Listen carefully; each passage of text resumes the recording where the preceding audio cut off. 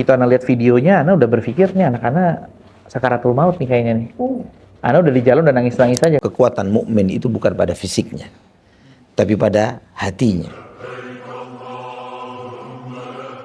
Assalamualaikum warahmatullahi wabarakatuh. Waalaikumsalam. Alhamdulillahirabbil alamin wassalatu wassalamu ala asyrafil anbiya'i wal mursalin nabiyina Muhammadin wa ala alihi wa sahbihi wat tabi'in wa man tabi'ahum bi ihsanin ila yaumiddin amma ba'd. Memang ikhwafillah rahimani wa rahimakumullah ya, pemirsa Cari Kisah yang dirahmati oleh Allah Subhanahu wa taala, kenapa dimulai dengan hamdalah dan selawat kepada Nabi sallallahu alaihi wasallam? Karena memang setiap kita nongkrong, majelis ya, ke apapun pertemuan yang dimana kita tidak menyebut nama Allah di sana, di mana kita tidak berselawat kepada Nabi kita Muhammad sallallahu alaihi wasallam di sana, setiap pertemuan itu akan menjadi sebuah penyesalan. Jadi walaupun ini mungkin bicara judulnya adalah podcast gitu ya, tapi podcast itu setiap lisan yang kita ucapkan, setiap apa yang kita sampaikan, semuanya akan ter-record, bukan oleh kamera, tapi oleh para malaikat. Yang setiap apa yang kita ucapkan ini akan dihisap oleh Allah Subhanahu wa taala. Jadi jangan sampai kita mungkin hanya men-share informasi yang menurut sebagian pemirsa adalah sesuatu yang netizen menjadi sesuatu yang sangat menarik, yang bagus, yang penting kita buat konten-konten yang seperti itu. Apakah itu akan memberikan hal-hal yang positif atau tidak positif dan lain sebagainya. Tapi di luar itu tidak menyebut nama Allah, tidak berselawat kepada Nabi Muhammad SAW, itu akan menjadi sebuah penyesalan bagi orang tersebut waliyadzubillah nanti pada yaumul qiyamah. Jadi sebagai seorang yang beriman kepada Allah Subhanahu wa taala, beriman kepada Nabi kita Muhammad sallallahu alaihi wasallam, maka jangan sampai hidup kita, pertemuan-pertemuan kita, tongkrongan-tongkrongan kita kosong dari menyebut nama Allah dan berselawat kepada Nabi kita Muhammad sallallahu alaihi wasallam. Subhanallah. Dan tamu pada kesempatan ini subhanallah bagi anak cukup spesial. Masya Allah. Kenapa cukup spesial? Karena beliau ini 2 kali umroh, dua-duanya dengan anak. Masya Allah. Masya Allah. Alhamdulillah ya Ustaz. Masya Allah. Masya Allah. Tabarakallah. Jazakallah khair antum berkenan untuk jadi tamu di Cari Kisah. Iya, Masya Allah. Masya Allah. Tabarakallah. Nah, pengalaman ini, mau cara pengalaman kerjaan dulu deh biasa begitu ya. Kesibukan antum sebelum umroh yang pertama, apakah ada gelombang kehidupan yang menghempas hidup antum sampai antum menjadi mentah itu sekarang menjadi lebih baik atau bagaimana, boleh cerita deh?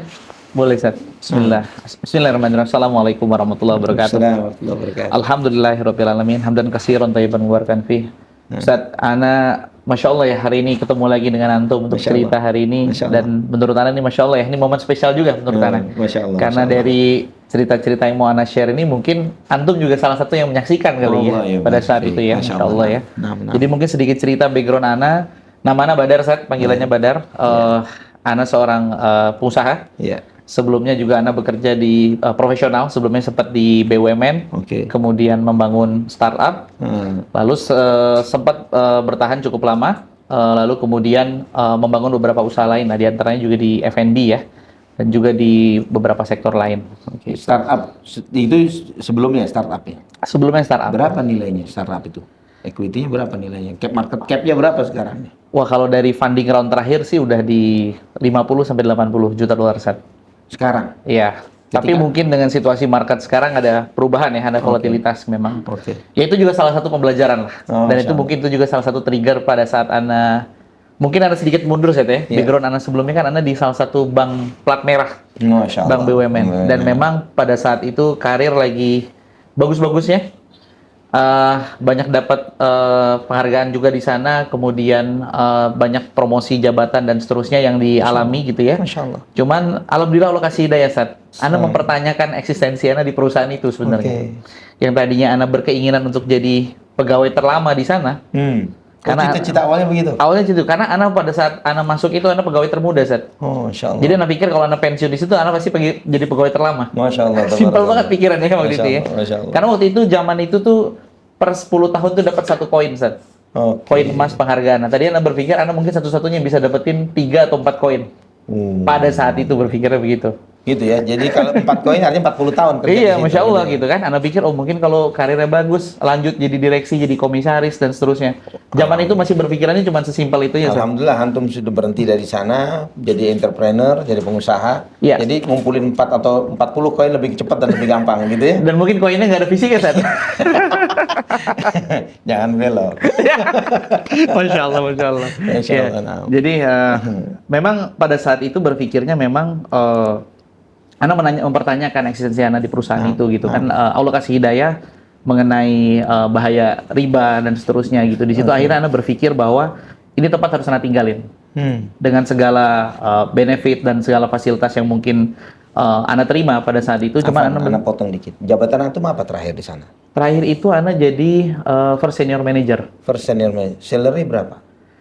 Kalau untuk ukuran sekarang mungkin ya udah di double digit pertengahan lah, Ustaz. Oke. Double digit pertengahan, dan terakhir kalau Anda nggak salah waktu itu Anda 1 tahun 24 kali Ustaz gajiannya. Jadi 2 minggu sekali itu. Oke. Maksudnya dengan bonus ya. Oke. Bonus, insentif dan lain-lain. Karena kan Fasilitas perusahaan yang antum BUMN. dapat? Ya Masya Allah ya, kalau pada saat itu memang karena memang Anda masih hitungannya middle manager, ya ada beberapa fasilitas yang bisa diambil untuk rumah ataupun kendaraan pribadi, fasilitas dari perusahaan, tapi cicil ya maksudnya ya. Cuman karena kan kita perusahaan bank plat merah, ya pasti kita dapat rate yang beda lah. Oke. Nah, beberapa teman-teman Ana itu bahkan di seumuran Ana itu mereka bahkan udah pada punya rumah, punya mobil, dan ya Masya Allahnya mungkin itu juga pertolongan dan taufik dari Allah. Ana termasuk salah satu dari ada beberapa orang di lettingan Ana itu yang memang tidak mau mengambil fasilitas itu, Ustaz. Karena satu dan lain hal. Karena waktu itu Ana berpikir Ana nggak mau aja ada utang ataupun ada cicilan. Oke. Tadi berpikirnya cuma simpel, Ustaz. Walaupun pada saat itu kan tidak ada interestnya dan seterusnya gitu ya. Dan itu pada saat itu belum terfikir ini riba, haram begitu atau gimana? Pada saat itu belum, Ustaz. Sampai Belum, akhirnya ada salah satu kajian di masjid di kantor pusat Ana itu. Kantor pusat? Iya. Oke. Dan Masya Allah waktu itu Ustadznya membahas soal riba. Di bank nih? Di bank. Bank riba, bahas Di riba? bank. Di bank, Ustaz. Pendekar tuh, Ustaz. Iya, Masya Allah, Ustaz. Dan Masya itu Allah. kebetulan Ana salah satu pengurus di Serikat Pegawai Muslim. Aktif Masya lah. Allah. Maksudnya bukan pengurus utama, tapi Masya aktif. Allah. Masya Jadi yang lucunya itu setelah kajian itu, tiba-tiba ada rapat dadakan dibahas. Ustadz kayak gini jangan diundang lagi. Oh, begitu. Karena akan berbahaya Oke. untuk karyawan dan seterusnya. Nah, di situ Ana akhirnya mulai ke-trigger tuh, Ustaz. Sampai ada salah satu teman Ana akhirnya bernazar. Kalau dia bisa keluar dari sini, dia akan jalan kaki Surabaya Malang. Push. Teman Ana tuh bernazar seperti itu, Ustaz. Dan Ana ketawain itu. Ana pikir dia bohong itu. Maksudnya, karena itu sesuatu yang nggak mungkin ya menurut Ana ya. Tapi ternyata bismillah beliau bisa keluar. Oke. Dan akhirnya beliau menuntaskan nazarnya saat jalan kaki Surabaya Malang. Iya, dan itu sahabat Ana. Sampai sekarang Ana masih bersahabat baik, dan beliau inilah mungkin wasilahnya. Akhirnya Ana pun memutuskan dia aja jalan kaki Surabaya Malang, nazarnya aneh-aneh. Untung sih masih Surabaya Malang, bukan Jakarta Malang, bukan? Waduh, Masya Allah, Ustaz. Lebih luar biasa lagi. Tapi disitulah akhirnya Ana melihat bahwa hidayah itu bisa datang dari mana saja gitu ya. Dengan Ana melihat teman Ana itu sampai bernazar seperti itu, keluar. Akhirnya Ana memutuskan juga keluar, Ustaz. Oke, pertanyaan Ana sebelum antum lanjut nih. Antum putuskan untuk keluar itu apakah setelah ada peluang lain di luar atau masih blank, gelap nih? Blank, Ustaz. Blank. Gelap. Gelap sama sekali. Jadi nggak ada batu loncatan, nggak bakal loncat situ dulu deh. Nggak ada sama sekali, Ustaz, pada saat itu. Jadi pada saat itu hanya berpikir Ana takut. Takut dengan dosa riba tadi. Masya Allah. Ana takut dengan hal tersebut. Dan di satu sisi Ana juga berpikir, Ana waktu itu masih posisi masih bujangan ya, Ustaz ya. Iya. Dan Ana berpikir banyak orang yang sudah berkeluarga aja bisa meninggalkan ini, kok Ana masih bujangan istilahnya, belum ada tanggungan. Alhamdulillah juga tidak ada cicilan dan lain-lain pada saat itu, sehingga kenapa Ana harus takut untuk keluar pada saat itu. Cuman belum berpikir mau ngapain setelahnya. Cuman karena melihat teman Ana sampai senekat itu, akhirnya Ana temuin orang ini. Ana ajak ngobrol. Nah, dari beliau lah dia cerita masalah riba, bahayanya dan seterusnya, sampai akhirnya Ana berpikir, bisa ya orang sampai bernazar seperti ini untuk meninggalkan riba gitu. Sedangkan Ana sendiri belum ada nazar apa-apa gitu kan. Dan akhirnya ya sudah, Ana putuskan begitu beliau keluar, nggak lama habis itu ada juga mengajukan keluar. Gitu. Ya, Masya Prosesnya Allah. susah nggak? Alhamdulillah juga, Ustaz. Memang banyak yang memberikan testimoni kan untuk keluar dari BUMN, apalagi kalau masih ikatan dinas dan sebelumnya tuh sulit ya. Tapi alhamdulillah pada saat itu Allah mudahkan dengan segala macam dinamika yang terjadi pada saat itu. Memang ada beberapa kebijakan-kebijakan perusahaan yang berubah dan memang ada beberapa hal juga yang akhirnya merubah dinamika yang ada di dalam perusahaan sehingga akhirnya pada saat itu Ana termasuk salah satu yang memanfaatkan momen itulah. Oh, Masya Allah. Bisa akhirnya Ana pakai untuk keluar gitu Masya dengan Allah. teman-teman. Waktu itu Ana ingat kalau nggak salah ada 4 orang di angkatan Ana yang sebelum waktunya ikatan dinas akhirnya sudah keluar. Masya Allah, tabarakallah. Masya Allah tuh, Allah mudahkan semua. Cerita startup gimana sih? Nah, dari situ akhirnya Ana sempat berazam saat waktu itu. Maksudnya Allah berikan Ana pertolongan untuk meninggalkan riba. Iya. Ana hanya berazam ke depannya Ana tidak ingin lagi bersinggungan sama yang namanya riba. Oke. Sebisa mungkin Ana akan menjaga dan berusaha untuk seperti itu. Oke. Sehingga apapun yang Ana lakukan ke depannya Ana berharapnya adalah tidak bersinggungan lagi. Oke. Nah, waktu itu Ana minta doa restu orang tua, alhamdulillah Ana disupport sama orang tua keputusan Ana. Nah, Ana keluar itu hanya dalam hitungan minggu kalau Ana tidak salah itu ada teman lama Ana ngajak Ana ketemu. Nah, kebetulan dia lagi membawa salah satu investor dan investor ini dia venture capital set. Dia sedang membuat satu perusahaan venture capital dan memang dia sedang mau berinvestasi di beberapa portofolio perusahaan. Nah, kebetulan ada salah satu portofolio yang baru mau dibangun dan pada saat Ana cerita, Ana ngobrol, beliau langsung mengajak Ana untuk bergabung. Kenapa nggak kita bangun aja ini sama-sama dari awal? Jadi akhirnya ya Ana berpikir ini mungkin pertolongan Allah juga salah satunya gitu ya dan Ana berpikir ini industri baru yang Ana bisa pelajarin. Akhirnya mulailah Ana masuk ke startup tuh set membangun. Dibilang apa tuh startup ini? Kebetulan karena bidangnya juga nggak terlalu jauh beda ya di infrastruktur pembayaran sebenarnya. Jadi masih masuk ke ranah fintech lah ya kalau bisa dibilang gitu. Dan kita salah satu pionir pada saat itu yang membuat infrastruktur digital di sektor pembayaran tagihan. Masya Allah. Masya Allah tuh set. Terus berkembang dengan berapa banyak tim pada saat itu? Terakhir pada saat Ana masih menjadi salah satu BOD di sana, itu kita sudah lebih dari 300 orang. Bahkan hampir, kalau kita hitung dengan beberapa pegawai yang di daerahnya kita, di lokasi-lokasi daerah kita mungkin hampir 500 pada saat itu, Sat. Tapi kalau karena itu diinisiasi oleh venture capital, maka otomatis owner saham terbesarnya mereka mungkin, ya? Betul, betul. Nah Itu itu ya? juga tadi, Sat. Itulah akhirnya, perjalanan ini juga yang akhirnya mungkin membuat perubahan juga ya dalam cara Ana menyikapi suatu hal ya. Maksudnya di awal memang ini sebuah perusahaan yang mungkin bisa dibilang Ana masih punya andil untuk menentukan arah perusahaan walaupun Ana bukan majority shareholders ya, karena kan ada investor dan seterusnya. Tapi memang itu juga realitanya pada saat kita sudah semakin terdilusi dan memang kepentingan perusahaan itu adalah mungkin arahnya adalah ke growth ataupun shareholders. Ada beberapa hal yang mungkin harus dirubah gitu kan.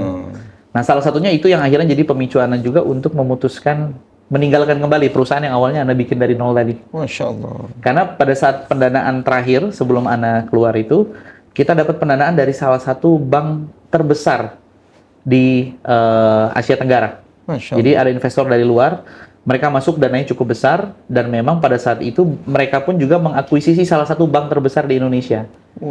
Nah, jadi memang mereka cukup serius masuk market Indonesia dan pada saat itu Ana melihatnya bahwa ini sangat peluang besar ya. Tapi ternyata ya itu tadi karena Ana sudah berazam pada saat itu Allah mudahkan Ana untuk meninggalkan riba gitu ya dan hal-hal yang bertentangan dengan syariat. Ternyata memang karena investasinya tadi dari salah satu bank terbesar juga, kita pun diminta untuk membangun bisnis yang akhirnya bersinggungan juga ke arah sana. Untuk mensupport infrastruktur perbankan, kemudian ada beberapa usaha-usaha atau bisnis yang sedang divalidasi yang memang ujungnya itu akan muaranya ke sana. Nah, disitulah akhirnya Ana dihadapkan kembali ke situasi yang sama. Masya Allah. Pada saat Ana dulu di BUMN. Tapi lebih susah nih.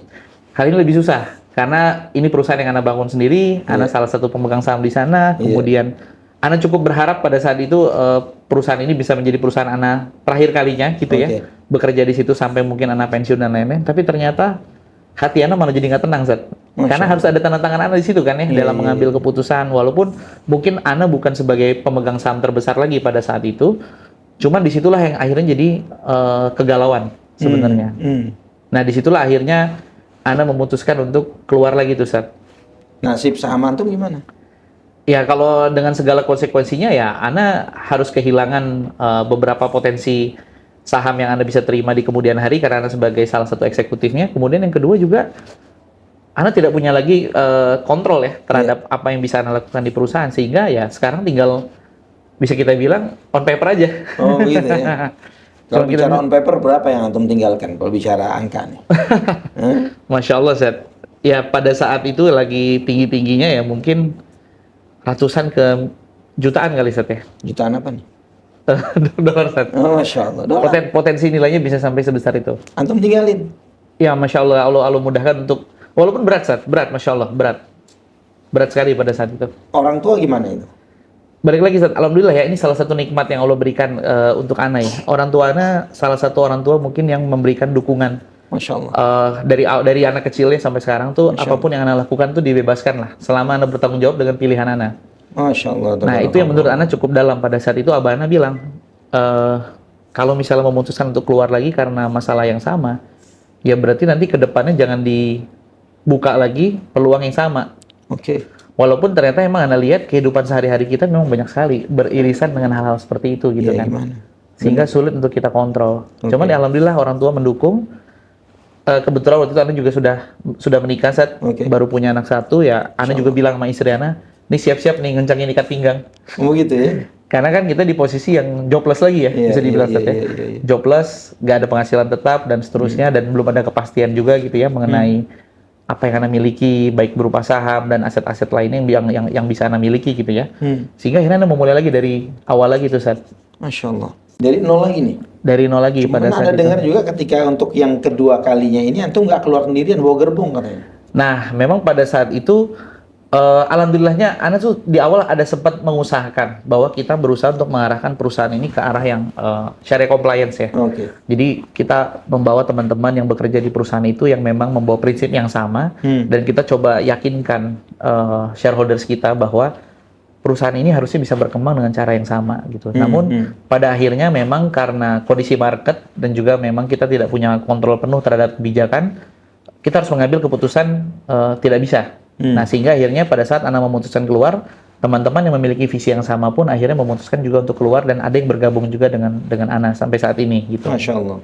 Alhamdulillah. Masya Allah. Jadi artinya mereka betul-betul meninggalkan dapur mereka ini, terus untuk sesuatu yang belum clear, belum jelas ini kemana setelah itu. Betul, Ustaz. Dan itu Masya Allah, Ana benar-benar respect dan salut sama rekan-rekan yang akhirnya pada saat itu memutuskan keluar karena menjaga prinsip yang mereka pegang gitu ya. Di zaman yang prinsip sebagian besar manusia, apalagi anak muda, apalagi Gen Z, ya Gen Z ini rata-rata adalah prinsipnya adalah money, uang, atau popularitas.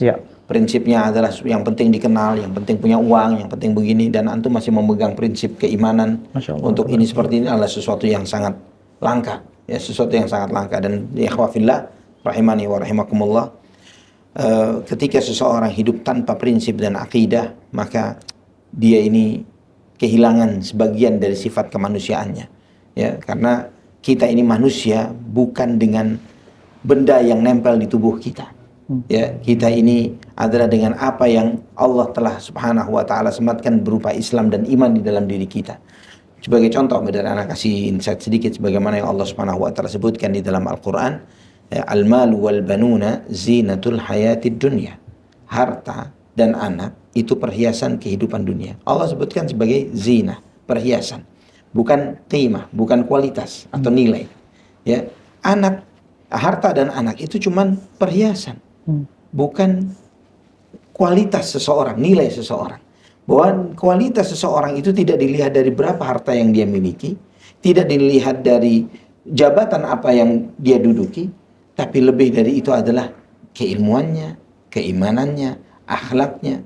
Jangan sampai kita umat Islam yang telah diberi kekuatan yang sangat luar biasa, sumber ilmu yang sangat dahsyat yaitu Al-Quran, kemudian kita menjadi mereka-mereka yang terpukau dengan Qarun, dengan segala kekayaannya, dan baru sadar bahwa itu adalah zero dan nothing, gak ada nilainya ketika mereka melihat bagaimana Qarun itu ditenggelamkan oleh Allah Subhanahu wa ta'ala.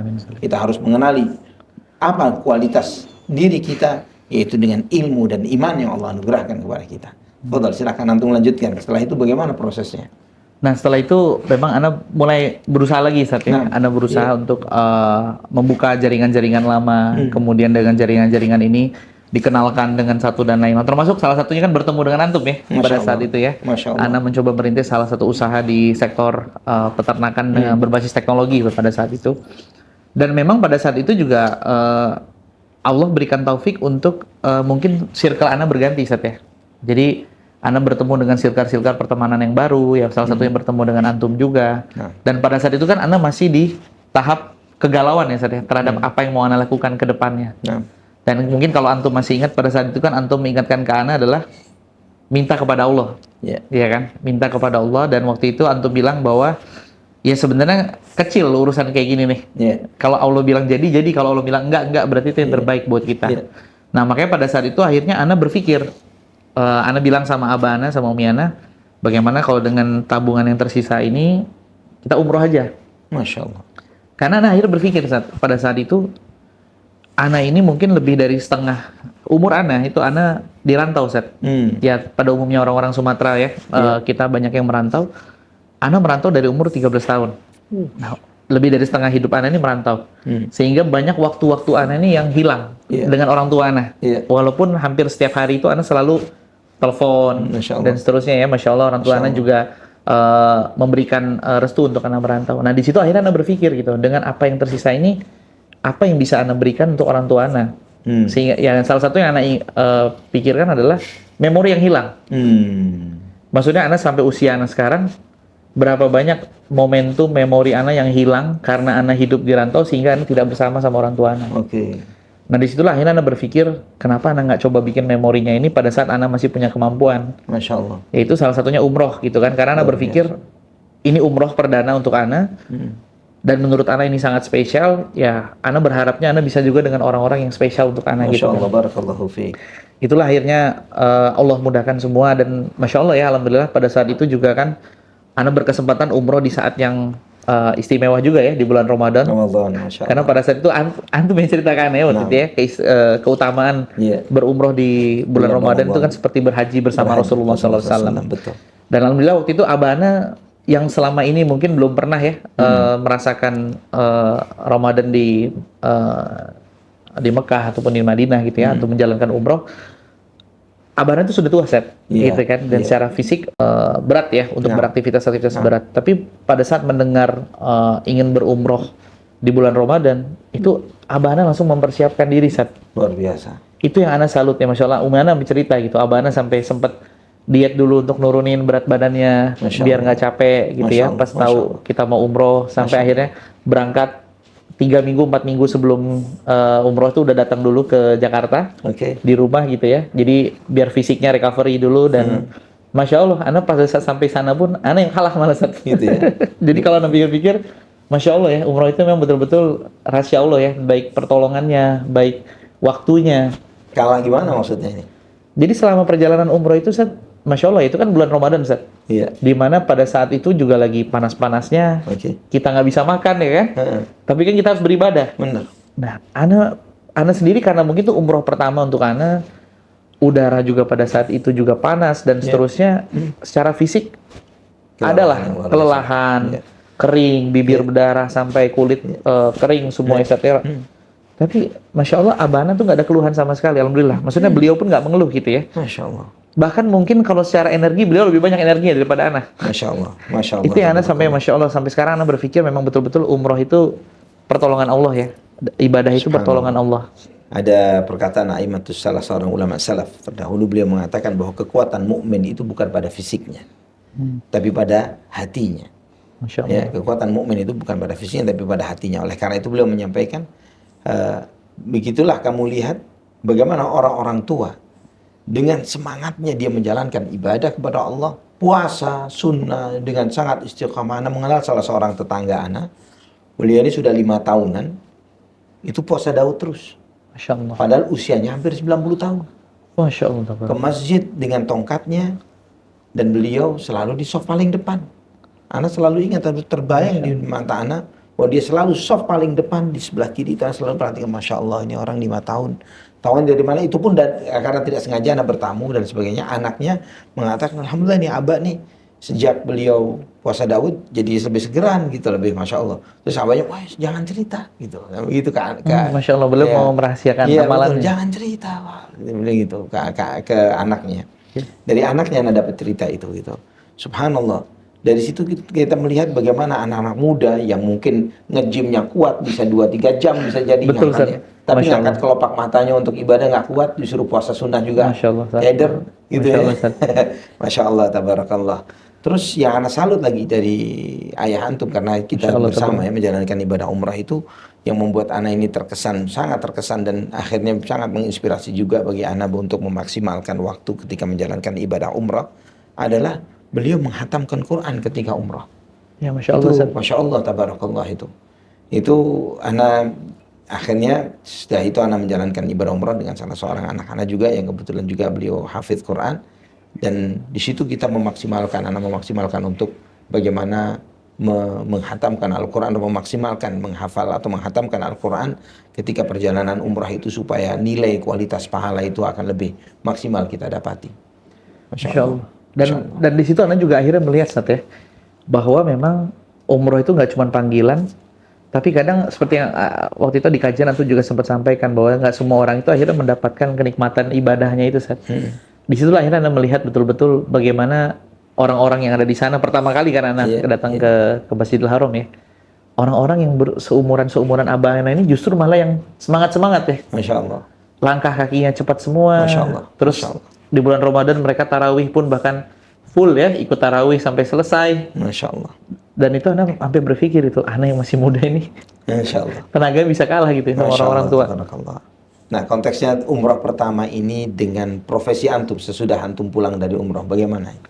Nah, memang di situ salah satu yang niatan Ana ya, selain mengukir memori Ana dengan orang-orang yang spesial buat Ana, orang tua Ana pada saat itu meminta jawaban, berharap kepada Allah, apa yang sebaiknya Ana lakukan dengan situasi yang seperti ini, dengan tantangan-tantangan yang ada, dan memang mungkin dengan prinsip yang mau Ana tetap pegang ini, apa yang seharusnya Ana lakukan. Masya Allah. Karena pada saat itu kan memang Ana sedang di pertengahan fundraising saat ya, dengan beberapa investor untuk melanjutkan startup Ana yang baru ini pada saat itu gitu kan. Dan memang waktu itu belum ada jawaban, saat sudah belum ada jawaban tuh, Ana masih belum tahu nih ini akan seperti apa sih.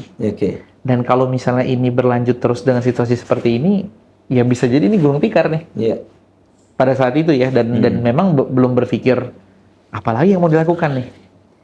Sehingga pada saat itu yang Ana harapkan pada saat umroh adalah Ana ingin mencari jawaban sebenarnya. Dan waktu itu Abah Ana mengingatkan gitu, jangan meminta yang kita mau, tapi minta yang terbaik. Masya Allah. Menurut Allah. Masya Allah. Kalau memang ini yang baik, ya mungkin Allah akan kasih jalan. Tapi kalaupun ini yang nggak baik, mungkin kita dijauhkan dari sesuatu yang lebih besar lagi, gitu ya. Masya Allah.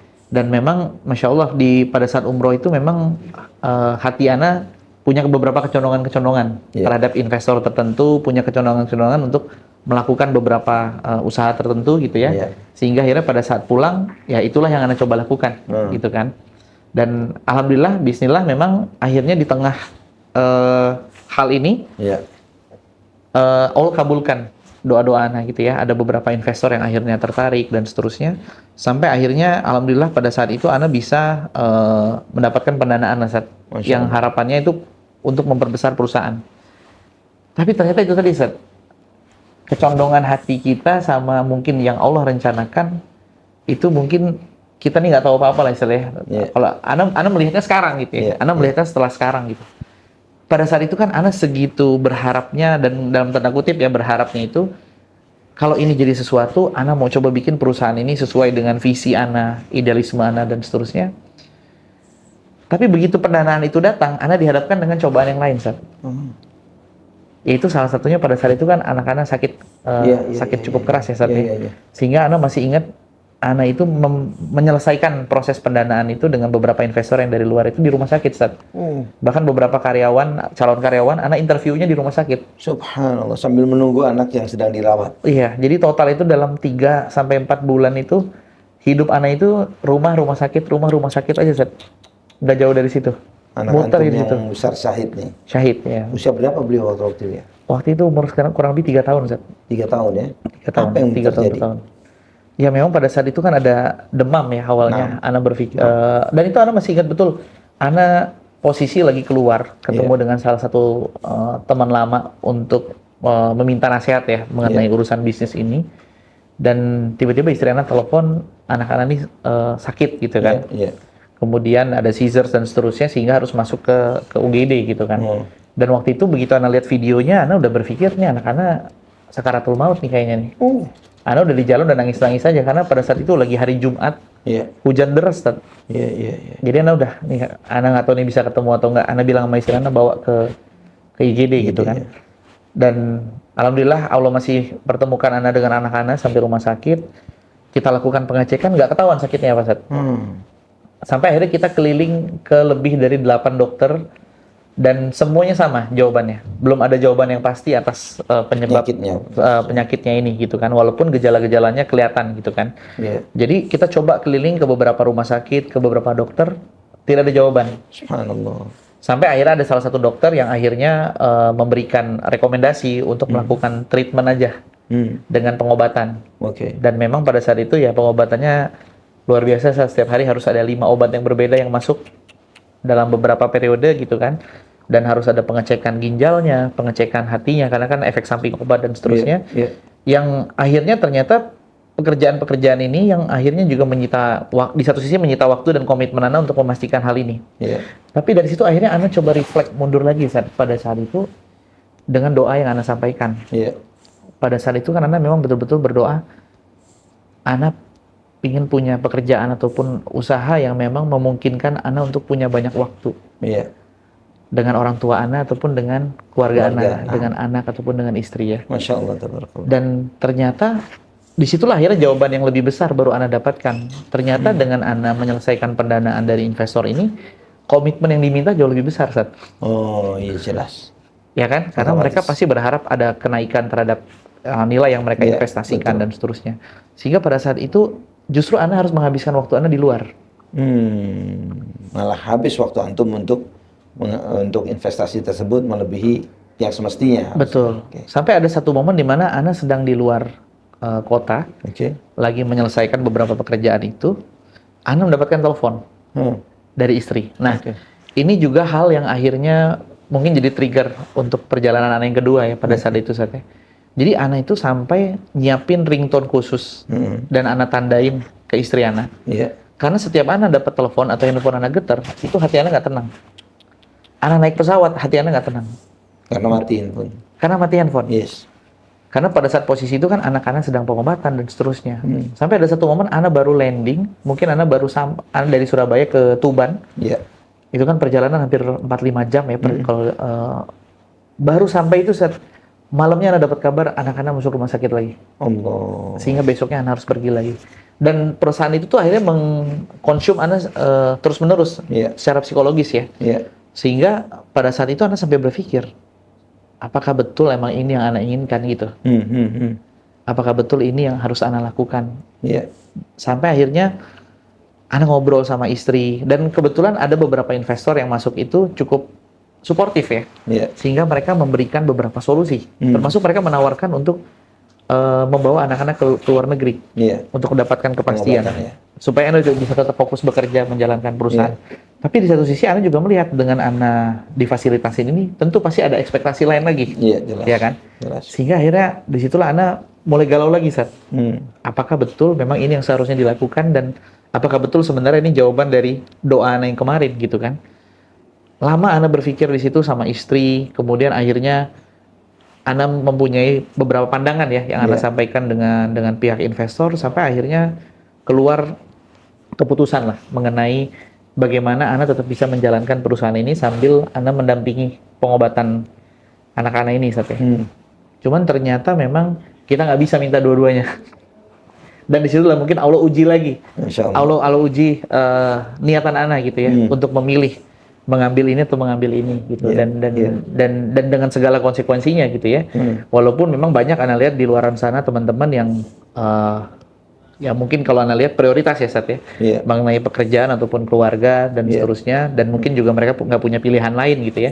Tapi di situ Anda dihadapkan dengan pilihan, apakah Anda mundur, memberikan orang lain posisi di perusahaan yang ditunjuk oleh investor, dan Anda bisa fokus ke pengobatan anak-anak, tapi perusahaan sudah nggak jadi 100% punya Anda lagi. Atau Anda memutuskan untuk berusaha mengembalikan pendanaan dari investor. Iya. Dengan segala konsekuensi yang mungkin terjadi gitu ya. Oke. Baik konsekuensi legal, konsekuensi keuangan. Karena kan nggak gampang ya, Iya. sudah masuk pendanaan dan seterusnya. Nah, cuman disitulah akhirnya Ana lagi-lagi nggak bisa ngambil keputusan, Sat. Nah, itulah akhirnya perjalanan umroh kedua Ana tuh di situ. Masya Allah. Yang akhirnya Ana berusaha untuk mencari jawaban lagi nih, Sat. Nah. Jadi Ana bertanya lagi kepada, ya Ana berusaha ya bertanya kepada yang Maha Mengatur ya, kepada Allah Subhanahu Wa Taala. Ana minta jawaban. Pada saat umroh yang pertama, Ana meminta memori. Iya. Ana meminta waktu dengan orang-orang terdekat, orang-orang spesial untuk Ana, dan meminta dimudahkan ya segala urusan, kemudian diganti circle, kemudian minta diberikan waktu untuk ketemu lebih banyak dengan orang-orang yang dekat sama Ana. Di umroh yang berikutnya ini, akhirnya Ana berpikir bahwa Ana nggak mau lagi nih minta yang sebenarnya mungkin Ana sendiri nggak pernah nakar diri Ana, kemampuan Ana dan seterusnya. Disitulah akhirnya Ana berpikir mungkin ini saatnya Ana meminta kepada Allah untuk Allah yang atur aja deh. Masya Allah. Jangan kita yang ngatur gitu. Masya Allah, Masya Allah. Allah yang ngatur deh. Kalau memang baiknya pisah sama investor pisah, kalau memang baiknya lanjut, kalau memang baiknya fokus ke keluarga ya. Fokus ke keluarga. Oke. Nah disitulah akhirnya ada jawaban lah, Sat. Masya Allah ya, pulang dari pada saat umroh di sana itu, dan itu pertama kalinya juga akhirnya Ana bisa, mungkin karena sebelumnya dengan orang tua, dan kali ini sendiri ya, Ana datang sendiri, Ana jadi bisa mengeksplor lebih banyak hal gitu ya di Masjidil Haram, kemudian di Madinah juga gitu ya, sehingga akhirnya Ana melihat banyak sekali, Ana melihat pemandangan orang-orang yang Ana lihat kalau mungkin secara fisik ya atau tampilannya, secara ekonominya mungkin nggak lebih baik dari Ana gitu. Tapi Masya Allah gitu ya, mereka Ana lihat jalan kaki datang ke sana, hotelnya kayaknya jauh-jauh gitu ya, Ana lihat ya, dan mereka stay di sana seharian sampai pulang. Sana berpikir, anak kayaknya masih banyak ngeluh nih. Masya Allah, Masya Allah. Maksudnya dengan situasi yang terjadi ya, secara finansial, secara ini. Masya Allah. Tapi orang-orang ini masih bisa datang umroh ke sana, dan Ana malah sudah bisa umroh dengan nyaman, kenapa tidak memanfaatkan momentum ini, begitu kan? Itulah akhirnya Ana dengan teman Ana, waktu itu kan Ana dengan Mandai juga, akhirnya kita ngejar banget tuh niat, Sat. Pengen sholat di Hijr Ismail, akhirnya jadi pengen cium Hajar Aswad gitu ya. Walaupun nggak ada keutamaan khusus sebenarnya gitu ya. Cuman maksudnya jadi membara lagi tuh semangat ibadah nih. Semangat ibadahnya gitu kan. Jadi kita akhirnya tengah malam keluar jalan, terus habis itu kita coba cari lagi kesempatan-kesempatan lain gitu ya. Yang Masya Allah akhirnya ternyata Ana mengalami hal yang kemarin nggak Ana alamin lagi di umroh yang sebelumnya gitu kan. Masya Allah. Dan terus Ana berazam pada Allah, mudahkan untuk Ana mengambilkan keputusan ini gitu. Karena emang ternyata betul, Sat ya. Kita ini manusia ini nggak bisa sebenarnya ngambil keputusan. Betul. Dan akhirnya setelah Ana pulang itulah baru jawaban-jawaban keluar lagi, Sat. Masya Allah. Gitu. Masya Allah. Jadi misalnya keputusan itu sebetulnya ya memang kita bisa mengambil keputusan apapun yang bisa kita ambil ya. Namun keputusan yang diridhoi oleh Allah Subhanahu wa taala itu yang memang kita harapkan. Jangan sampai mengambil keputusan yang Allah Subhanahu wa taala tidak ridha, atau keputusan yang kita tidak pernah tahu endingnya itu akan membuat kita happy atau tidak. Nah, bagaimana cerita anak antum sesudah itu?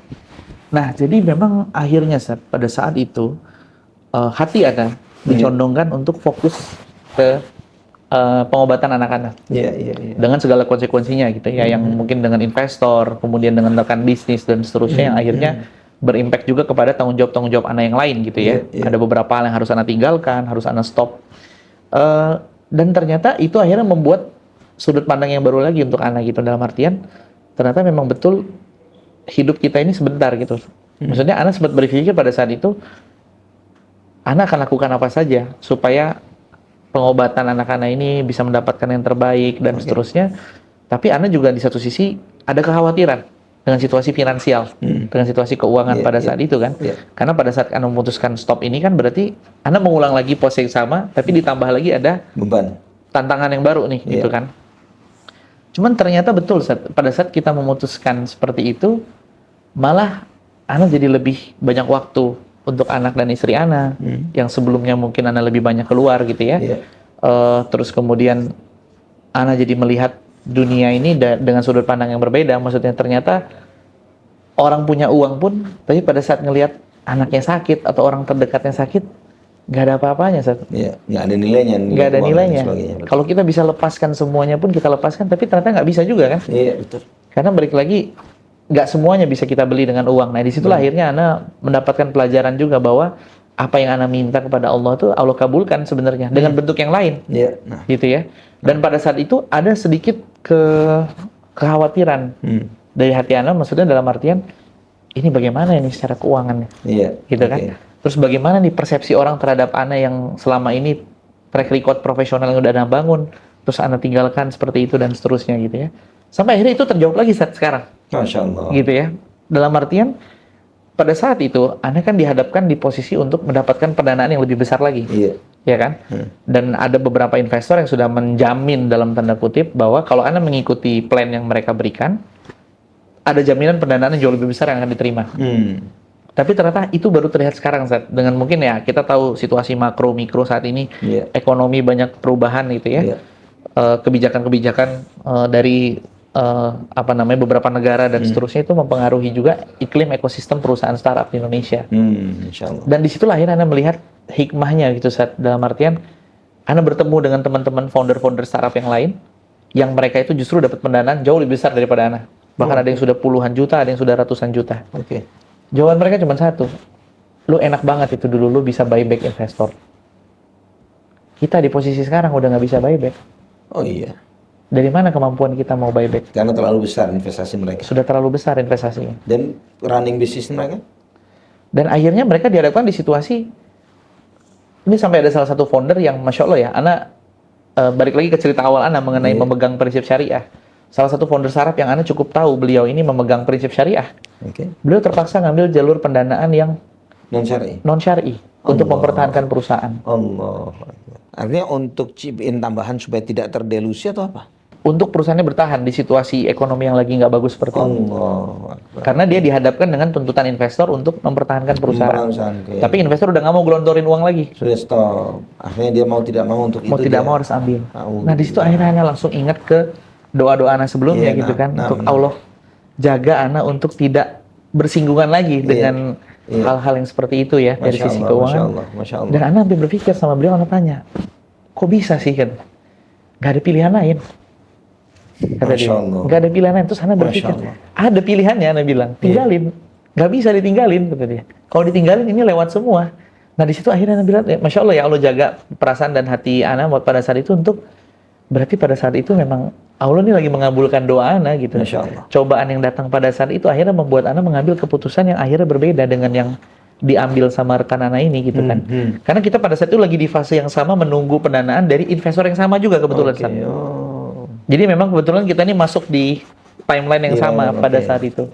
Nah sekarang beliau, ya Masya Allah ya, semoga nanti Allah mudahkan ya, dan Allah berikan hidayah kepada beliau. Beliau ini akhirnya dengan keputusan yang beliau ambil, ternyata tidak serta-merta juga menyelamatkan perusahaan. Iya jelas. Gitu kan? Hilang keberkahan dengan riba. Betul. Terus nasib antum sendiri, beliau sudah insya Allah semoga Allah beri selamat kepada beliau ini dan diberi hidayah. Antum sendiri bagaimana secara finansial nih setelah itu? Nah, Masya Allah ya, Sat ya. Memang naik turun ya. Iya. Naik turun, dan memang itu akhirnya Anda juga mendapat hikmah dari ini semua ya. Salah satunya adalah memang Allah itu memberikan kita nikmat untuk berusaha dengan situasi keuangan seperti ini tuh supaya kita nggak berhenti berharap kepada Allah. Betul. Itu hikmah yang Anda lihat ya. Betul. Dengan situasi naik turun, Anda coba berandai-andai itu. Kalau Anda masih di posisi sebelumnya, apakah betul Anda masih punya harapan? Apakah betul Anda masih punya keinginan untuk mau umroh, untuk ketemu? Masya Allah. Kadang kita itu diberi rezeki yang dalam tanda kutip cukup, pas-pasan ya, cukup atau pas-pasan itu sesuatu yang menurut sebagian kita ini kurang. Ya, kita merasa kurang dengan pas-pasan itu. Padahal kondisi pas-pasan itulah yang terkadang, bahkan bukan terkadang, sering kali membuat seorang hamba terus bergantung hatinya kepada yang memberi. Allah Subhanahu wa Ta'ala. Ketika antum misalnya bayar rumah sakit, ada untuk ini ada. Tapi kadang kebayang, untuk besok gimana ya? Allah alam nih. Ya, nggak tahu untuk besok gimana. Tapi disitulah maha besarnya Allah Subhanahu wa Ta'ala. Bahwa ketika kita bisa membiayai yang hari ini, besok kita diminta untuk berharap kepada Allah Subhanahu wa Ta'ala. Dan ketergantungan yang mutlak kepada Allah Subhanahu wa Ta'ala itulah kualitas dan nilai seorang hamba di dalam menghambakan dirinya kepada Allah Subhanahu wa Ta'ala. Masya Allah Badar, kisah yang menarik, yang luar biasa, dan itu insya Allah memberi inspirasi yang sangat besar bagi kita semuanya, terutama para milenial, para Gen Z, ya, para anak muda, bahwa jangan tunggu tua untuk menjadi seorang hamba Allah Subhanahu wa taala. Pintu Allah Subhanahu wa taala selalu terbuka. Pintu Allah Subhanahu wa taala selalu terbuka. Wa idza sa'alaka 'ibadi 'anni fa inni qarib. Jika hambaku bertanya kepadamu tentang aku dekat. Ujibu da'watad da'i idza da'ani. Aku mengabulkan permintaan hambaku yang meminta ketika dia meminta kepadaku. Subhanallah, ikhwah fillah rahimani wa rahimakumullah, ketika kita mengharapkan pertolongan dari manusia, mengharapkan bantuan dari manusia, orang yang selalu kita harapkan itu seringkali mengecewakan kita. Namun ketika kita berharap kepada yang maha memberi, maha rahman, maha rahim, maha kaya, maha baik, Allah Subhanahu wa taala tidak akan pernah mengecewakan kita. Barakallahu fiik wa jazakallahu khairan atas kesempatan yang luar biasa ini. Insyaallah ini menginspirasi banyak dari teman-teman kita, dari pemirsa Cari Kisah. Barakallahu fiikum ya khafillah. Semoga Allah Subhanahu wa taala akan mempertemukan kita kembali dengan kisah-kisah baru, dengan orang-orang baru, dengan inspirasi-inspirasi baru dari mereka-mereka yang pernah menjalani ibadah umrah, sehingga memberikan insight-insight yang luar biasa bagi kita untuk kita balik arah kembali ketika kita merasa sudah terlalu jauh dari jalan Allah Subhanahu wa taala, putar balik untuk kembali ke jalan Allah Subhanahu wa taala, dan Allah Subhanahu wa taala menunggu, dan Allah sangat bahagia menerima hambanya yang mau kembali ke jalannya. Barakallahu fikum, subhanakallahumma bihamdik, asyhadu an la ilaha illa anta astaghfiruka wa atubu ilaik. Wassalamualaikum warahmatullahi wabarakatuh. Waalaikumsalam warahmatullahi wabarakatuh.